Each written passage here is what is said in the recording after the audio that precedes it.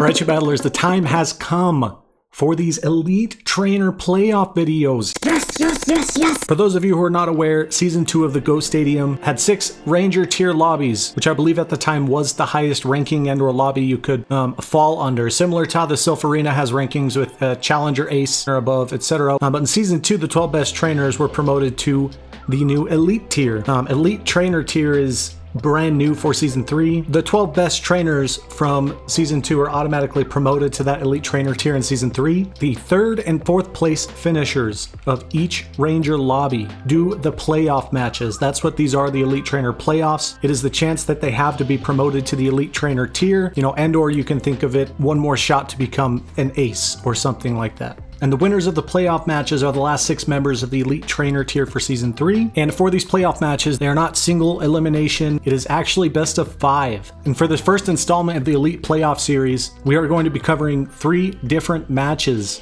So each match, again, in the Elite Trainer playoffs, will have 5 battles because it is a best of 5. I'm super excited to start this series. It has been a long time coming. These players are arguably the best in Pokemon Go PvP, at least from what we know.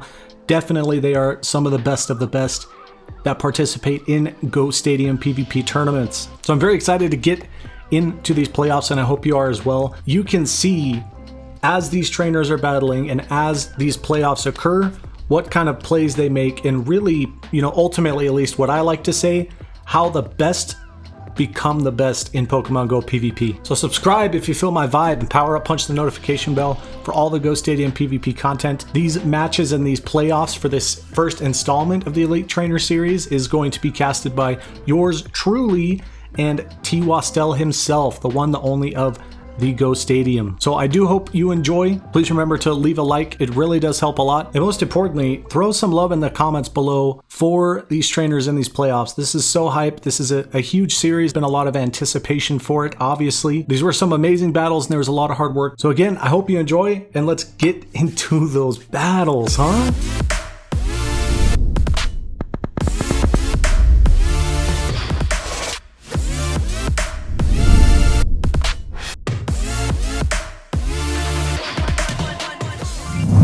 Alright, so we have MadMax leading a Skarmory here against Choost's Defense D-Deoxys. It looks like he's trying to pull up the switch menu in order to time his switch to tank a charge move, but not quite doing that as he was hoping. And now we have a switch into Defense Deoxys and a counter switch by Choost into Tropius. That's kind of an interesting switch too. Especially, considering Defense Form Deoxys might stand more than half of a decent chance against the Tropius if it's carrying Rock Slide, right? Yeah, definitely. But, it seems like, Choost took the gamble. It didn't have Rock Slide, and probably going to pay off for him here. Hopefully. It looks like it's going okay so far. I don't think he's lost any investment, and he has a shield from him at this point. But I think the question is, are we going to see a swap here in a second after this Psycho Boost? Do you think that shield might have been to prolong that play a bit, to work the timer? Oh yeah, that switch timer is almost up. But it looks like they are both staying in at this point. Probably don't want to risk getting switch locked, especially when he can just come back in now with Skarmory and just farm a little bit. The Skarm farm. Let's go. But I mean, Choost was able to bring his Tropius pretty low, so he didn't get farmed that much. Like, it could have been a lot worse.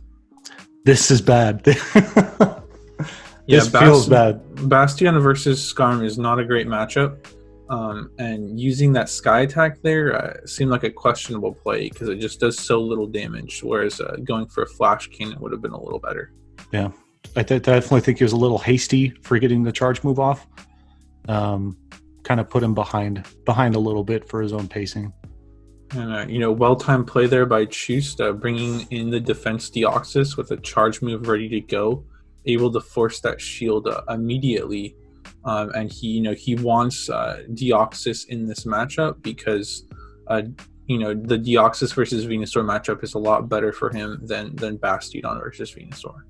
Definitely, for sure. And the Psycho Boost was not nerfed during these battles. So it does work. Yeah, and at this point, it's pretty much over because, you know, even if the Skarm does take out this Defense Deoxys, there's still a pretty healthy Bastiodon in the back. Ooh. Well, that was it. All right, so here we have a Zoomer lead into Fortress.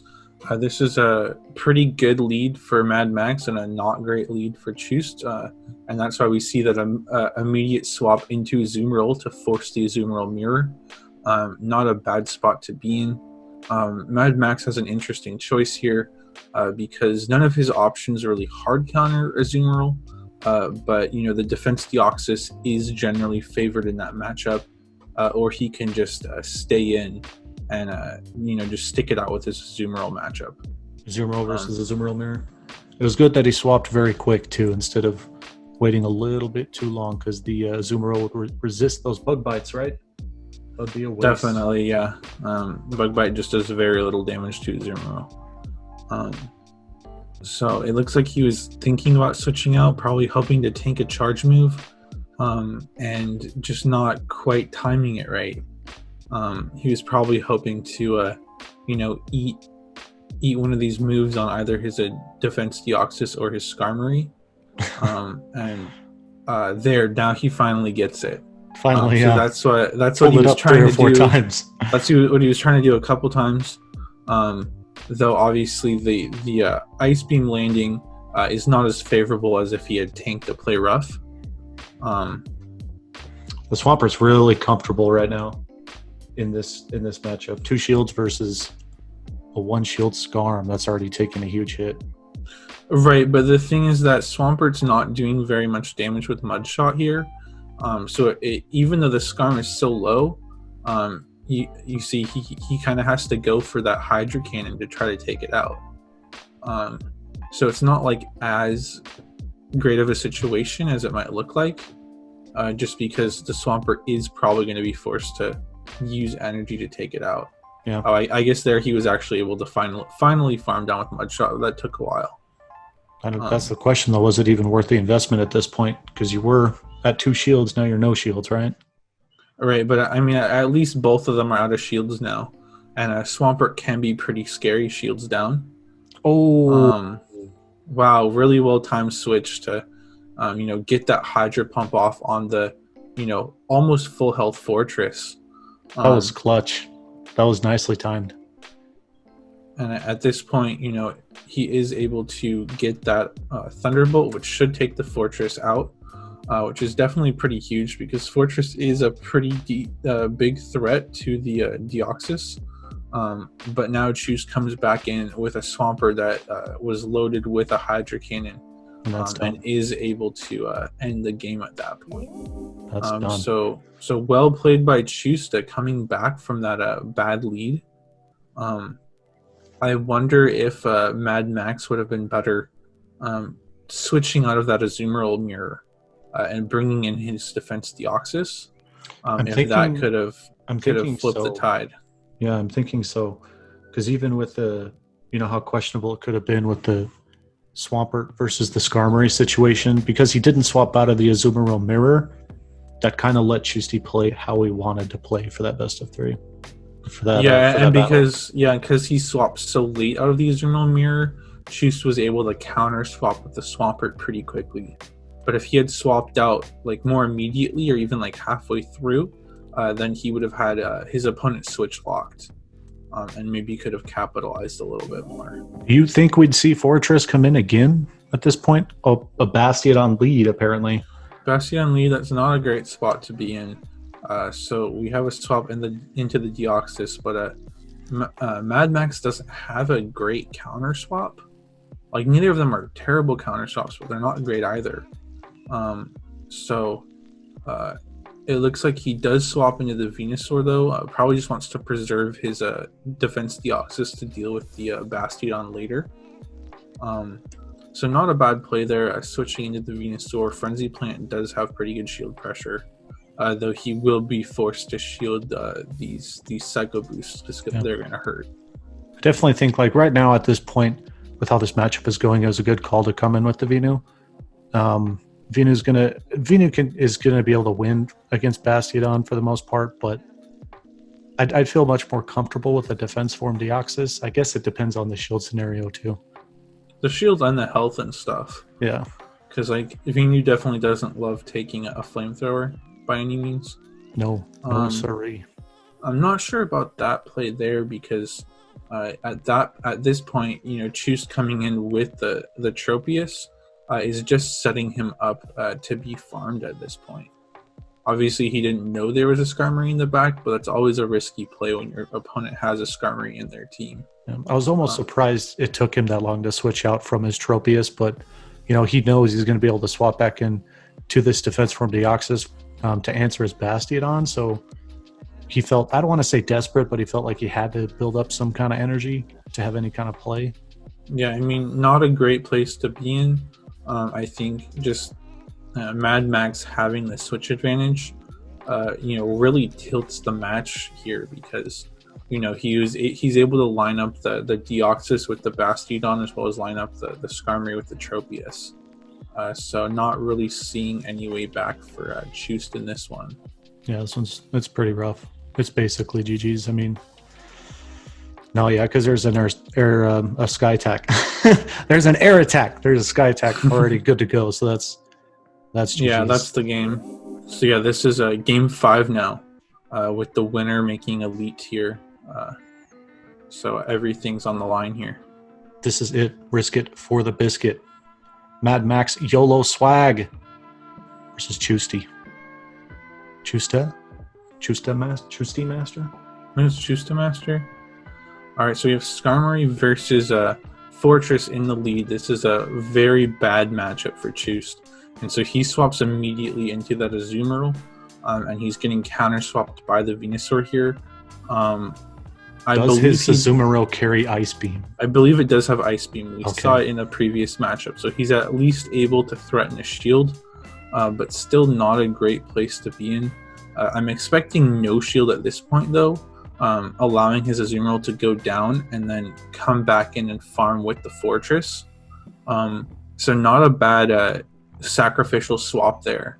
You know, he was able to basically lure the Venusaur out, burn a shield, and now he's able to come back in with his Fortress and just farm down. Indeed, wasn't bad at all for that play.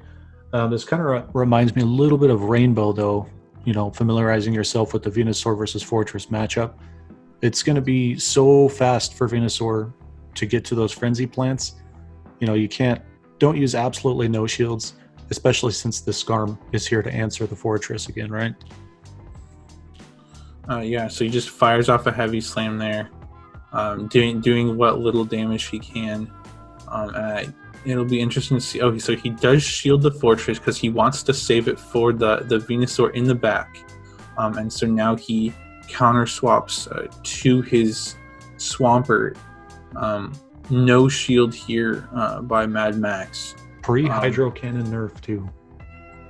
Yeah, but he knows that one Hydro Cannon isn't going to take it out. And it's hard to really feint down a Skarmory with Mudshot. So it's definitely... At this point, you know, he is forcing the Swampert to expend quite a bit of energy. And now it's so low that the Venusaur should be able to just take it out. Oh, interesting. I was expecting him to try to feint down with Vine Whip, but I guess he burns the energy. Oh, wow. And he shields the Swampert, wants to keep the energy, does quite a bit of damage with that Hydro Cannon. And now the Fortress is coming back in. But with no shields and pretty low on health, I'm not sure if Fortress will be able to take out the defense Deoxys. And that Psycho Boost should do it. That's done for you. That happened quick. They moved quick on that. Oh, the Swampert was barely alive. I mean, and what did you think about shielding the Swampert there? That's a tough one. It was so low on health, but... I think he was wanting, because he had a Hydro Cannon ready, he wanted to save that energy. I think so. I think in the moment, it seemed like he followed his instinct and it was the right thing to do. I mean, at the end of the day, when you have a defense form Deoxys left and the Skarm just barely got out of the picture, but the Swampert only having, 3, 4, maybe even just 5 HP, I think it was really questionable to use the shield on it at that point. If he had saved that shield, Right. I guess the very problem different. with saving it is the fortress was pretty low too. Mhm. And so it's a question of a smart player at that point would potentially just try to kill it with counters and basically invalidate your shield. So I'm not sure what the right play was there. That was definitely Interesting. a really, difficult decision. Nonetheless, GG's MadMaxYOLOSWAG. Yeah, Mad Max, just barely squeaked that out in 3 games to 2. Well played by both players, though. Indeed, well played.